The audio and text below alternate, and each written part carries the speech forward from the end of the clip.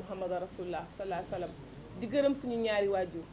dañuy gërëm sant bu amul àpp sant boo xam ne xam nañ fi muy tàmbalee mais xamuñu fu muy yem ñi nga xamante ni ñoom ñooy waa Tëngéej ma ciy seppi nag wax Colobane deselatuma leen dara deselatuñ ma dara man maa leen desel dara ndax yëkkati ngeen seen doom li tax ma wax ko mooy kenn umpewul mbir ne coalition Yewwi Askan Wi am na loo xamante ne ni démb ba tey gis ngeen ni ñu gañee lenn ci commune yi commune bi nga xamante ni mooy sax man fi fa laa yeewoo di commune Rufisque Est ñoom ñoo ko gañee mais damay sant waa population ñi nga xamante ni ñoom ñooy Colobane ndax sigil nañu seen doom centre yi nga xamante ni man fa laa doon liggéeyee mais surtout centre yi nga xam ne waa Colobane ñoo fay voté ñaari centre yooyu coalition Benno Bokk Yaakaar moo ko gagné. loolu nag dafa am solo ñu relever ko ci contexte bi nga xamante ni fi la ñu nekk pour ñaari mbir d'abord parce que dañoo votel seen doom bu leen fàtte ne élection locale nawetaan la élection locale dangay fal ki nga xam dangay fal ki nga wóolu dangay fal ki nga bëgg dangay fal sa doom fal ngeen ma ndax bëgg ngeen ma fal ngeen ma ndax wóolu ngeen ma fal ngeen ma ndax yéen a ma jur. beneen bi mooy xam ngeen ne coalition ba tey Yewwi Askan Wi dañ fi am koo xamante ne nii presque ñu ñoo bokk koñ muy Tamsir Sakho Sembène nga xamante ne nii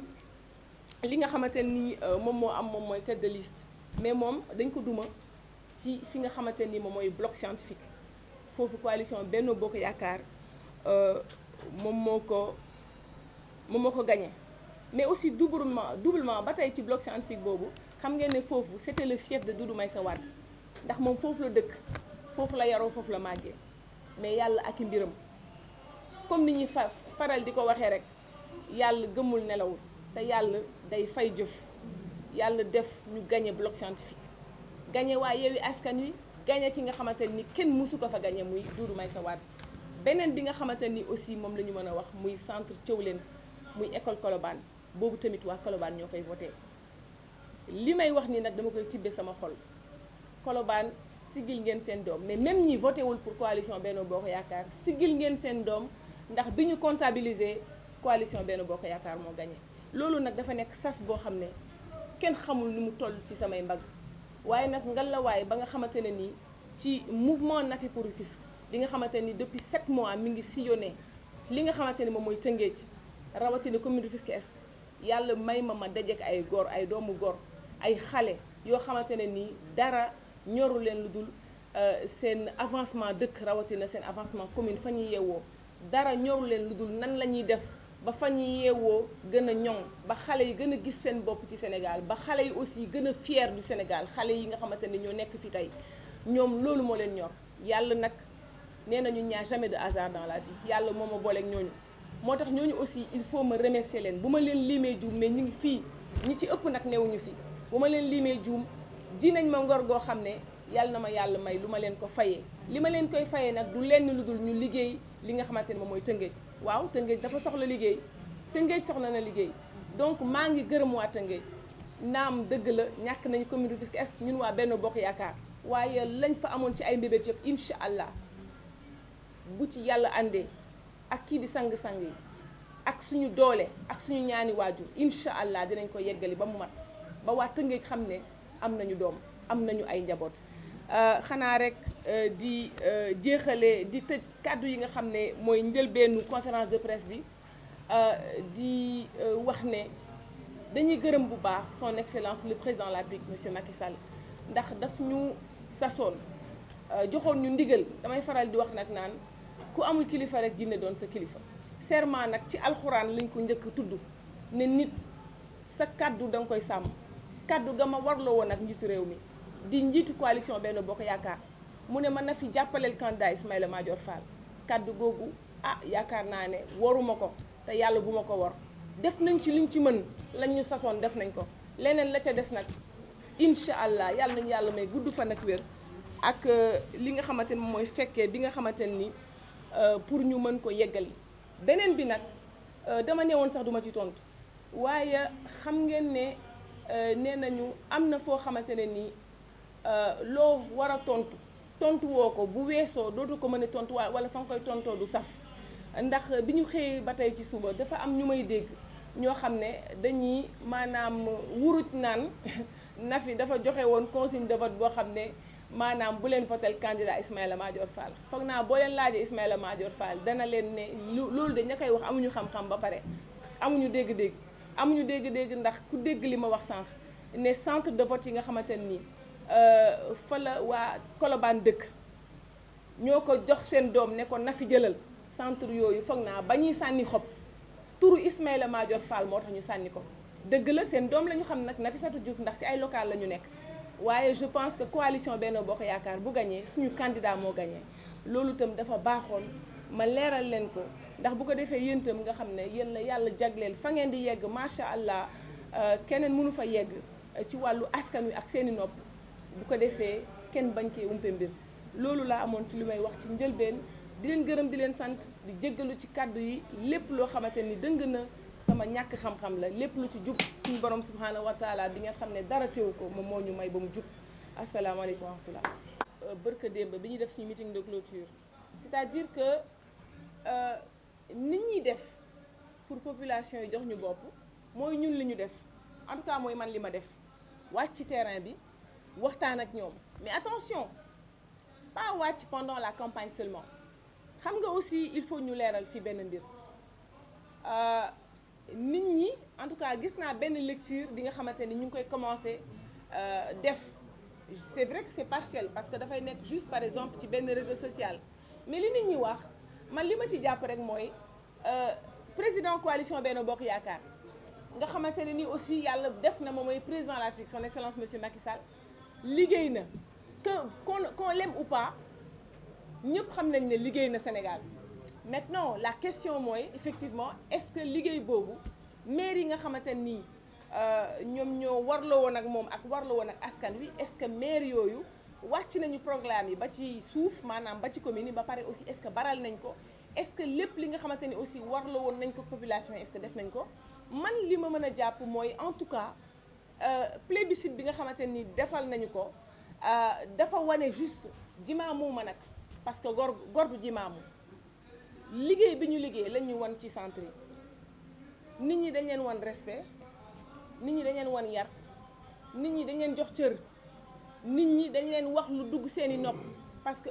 encore une fois fépp fu ñu dem wax ji benn la ah ñun de politiciens dañu daan nax waaye yow nag ah depuis juróom-ñaari at ñu ngi lay gis ak suñu doom de yow de wóolu nañ la ndax da ngay defalal suñu doom da ngay def ay kits scolaires da ngay def ay arbre de Noël da ngay def ay centres aérés maanaam dafa nekk ay programmes yoo xam ne c'est vrai dañ koy maanaam dañ koy dugal ci biir commune loolu commune moo koy liggéey mais encore une fois suñu génération nous sommes à la croisée des chemins am na yu bëri yoo xamante ni aussi bu ko communes yi mattelewul ñun yàlla may ñu akas néew ci wàllu xam-xam waxuma sax koom parce que encore une fois koom du mooy liggéey fii ñaata nit ñoo fi ne ay millionnaires ci commune bi Rufisque Est bi pour man koom liggéeyul xarañ mooy liggéey ak aussi bëgg sa askan parce que encore une fois bu ñu fàtte ne te loolu man damay inviter quiconque et où je mets au défi quiconque dit que oui politiciens yi ils sont là pour leur argent en tout cas man damay def politique pour jaamu yàlla parce que dama yaakaar ne pour nga mën a agir ci sa dëkk faaw nga wàcc dem wax ak ñi nga xamante ni ñoom nga bokkal koñ xam nga yow mën nga dëkk Abdou Diouf Diagne mën nga dëkk ci koñ kenn du la fa xam wala dañ naan xale bi rek ak a yaru boo génnee taal soo dem liggéey mais ñun on fait plus ñun dañuy dugg ci kër yi dañuy dem uuf xale yi toog waxtaan ak yaay ak papa yi parce que loolu aussi moom moo ñu war suñu dëkk dafa toll foo xamante ne dañ ko war a defar te waruñu xaar juste que ne waaw kii moo falu moo koy defar non kii moo ne ci opposition bi donc man dama koy dem pour mu daaneel kii non non ñun nekkuñu ci dynamique boobu te loolu aussi da ngeen may permettre bu fekkee amul yeneen question ñu dugg ci li nga xamante ni moom mooy objectif du mouvement Nafi pour Rufisque. Donc le mouvement Nafi pour Rufisque, comme je vous l'ai dit, est né depuis 7 mois, voire plus. Ce mouvement est un creuset d'ambition, est un creuset d'espoir, est un creuset de rêve, mais aussi est un creuset d'expertise de jeunes, femmes, hommes, de moins jeunes, qui ont parfois fait de la politique, qui d'autres sont novices, qui d'autres sont des étudiants, d'autres sont des ménagères. Ils ont une seule ambition, pouvoir développer la ville de Rufisque et au-delà, pouvoir contribuer justement à l'émergence d'un nouveau Sénégal cette émergence que le président de la République, son Excellence, M. Macky Sall, appelle de tous ses voeux à l'horizon 2035. Encore une fois, 2035 est presque là. Il faut qu'on y travaille. Et au sein du mouvement Nafi pour Rufisque, nous donnons rendez-vous aujourd'hui à la population rufisquoise, au Sénégal. Nous leur donnons rendez-vous pour leur dire que les locales sont derrière nous. Et pour vous dire que nous ne sommes pas là pour les locales. Nous sommes là parce que nous devons contribuer au développement de notre commune. Rufisque est dans un état, mais impitoyable, du point de vue de l'état de la voirie. Nous avons un marché aujourd'hui qui dépasse les frontières d'un marché. Nous avons des communes atrophiées, nous avons des communes chancelantes, nous avons des communes qui souffrent. Et quand une commune souffre, et là c'est la femme de lettres qui parle, la commune souffre et les populations avec. Nous sommes dans la métonymie, où on met la partie pour le tout. La commune souffre et donc forcément les populations. Et nous ne pouvons pas, à l'heure actuelle, nous ne pouvons pas regarder, faire, nous agissons. Donc nous sommes dans l'action. Nous ne sommes pas dans la politique politicienne. Et justement donc, c'est pourquoi j'appelle les amis de la presse que vous êtes, parce que je suis de votre famille, à davantage découvrir ce mouvement, mais surtout les visages qui se cachent derrière ces mouvements. Ce sont des jeunes, pour la plupart, qui viennent juste de terminer à l'université. D'autres, ce sont des ménagères qui étaient dans leur cuisine et qui rêvaient justement d'un mieux-être, non seulement pour leur quartier et pour leur commune. On a su justement les convaincre de venir, parfois tout simplement avec un mot, parfois avec un regard. Ils ont su que c'était la bonne période pour venir. Et ma foi, nous ne trahirons aucune de ces confiances. Nous ne trahirons aucun de ces espoirs. Nous ferons de sorte à ce que ces ambitions soient réalisées, parce que c'est possible. Nous avons aujourd'hui un pays, c'est vrai, qui fait seulement 16 millions d'habitants, mais aux immenses ressources. Nous avons du pétrole, Inch'Allah. Nous avons du gaz. Aujourd'hui, nous avons des ressources humaines de qualité. Mais encore une fois, et ça, c'est aussi le programme de Nafi pour Rufisque. Notre ambition, c'est faire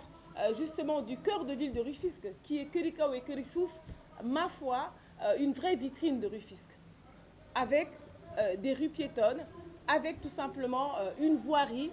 qui permettrait aux touristes de pouvoir venir contempler ces maisons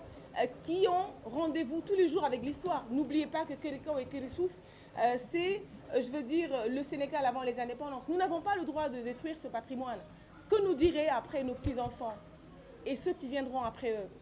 Et ça aussi, c'est la gestion d'une commune. Une commune, ce n'est pas seulement aller au baptême, aller au mariage, aller aux funérailles. C'est être dans des projets structurants. Et aujourd'hui, les populations nous ont lancé ces pics quand nous sommes partis vers elles. Oui, nous ne vous voyons que pendant les élections. Effectivement, nous avons vu des populations complètement dépassées par l'état, je veux dire, de déliquescence de l'habitat social. Encore une fois, c'est quelque chose qui m'a fait vraiment un tilt pendant cette campagne. Et effectivement, nous avons aussi l'ambition en tout cas, matérialiser justement ce qu'on a appelé le bonheur territorial à travers la mer. Nous avons des kilomètres de plage, mais c'est vraiment un manque de créativité, mais c'est vraiment un manque d'initiative, c'est tout simplement un manque de compétences de nos communes d'avoir laissé la mer à elle-même. Aujourd'hui, vous voyez un quartier comme Tchéolène, très beau